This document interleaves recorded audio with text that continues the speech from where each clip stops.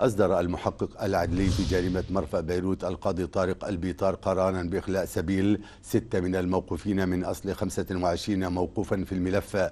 وفي غضون ذلك نفى مكتب الإعلام في القصر الجمهوري إلغاءه لقاء مع وفد من أهالي شهداء المرفأ. تفاصيل أكثر وأوفى حول هذا الموضوع في سياق التقرير التالي. بعد 7 أشهر من التوقيف، أطلق القاضي طارق البيطار المعين كمحقق عدلي في قضية انفجار المرفأ سراح الرائد جوزيف النداف الذي كان قد اعتقل، وبحسب المصادر بمذكرة توقيف تفيد أنه أدخل مواد متفجرة عام 2013، علما أنه تم تعيينه سنة 2019، واصفا المخلى سبيله القاضي بيطار بقمة الأخلاق. احنا كنا هذا اللي ناطرينه، انه ما يلحقوا الموظف الصغير والضابط الاصغر ربي يشوفوا المسؤول الكبير. نحن بنتمنى الموقوفين يكونوا الوزراء اللي استدعون للتحقيق وما مثله، يلي كانوا هن سبب تنحي القاضي صوان عن الموضوع.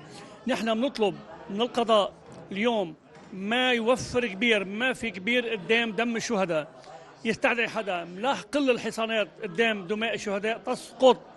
اطلاق سراح الموقوفين قد يكونوا بمكان ما مذنبين، بينما اطلاق سراحهم بدل انه المسؤوليه هي على الكبير مش على الموظف الصغير. نتمنى مره ثانيه من نشط القاضي بيطار استدعاء كل من يراه متحملا للمسؤوليه ومتدخل وساكت وفاعل وباي شكل من المسؤوليه، يستدعي مهما على شأنه، لأنه ما بقى في حصانات قدام دم الشهداء. هذا واصف مكتب الإعلام في رئاسة الجمهورية لحملة التشويه المركزة التي استهدفت الرئيس عون على خلفية كلام كاذب عن رفض الرئيس استقبال وفد من عائلات شهداء وفد الإطفاء، مضيفا البيان أن الرئيس يبذل كل الجهود لتسريع ظهور الحقيقة وتحديد المسؤوليات، وموعد لقاء أهالي الشهداء قائم وسيتم إبلاغهم به.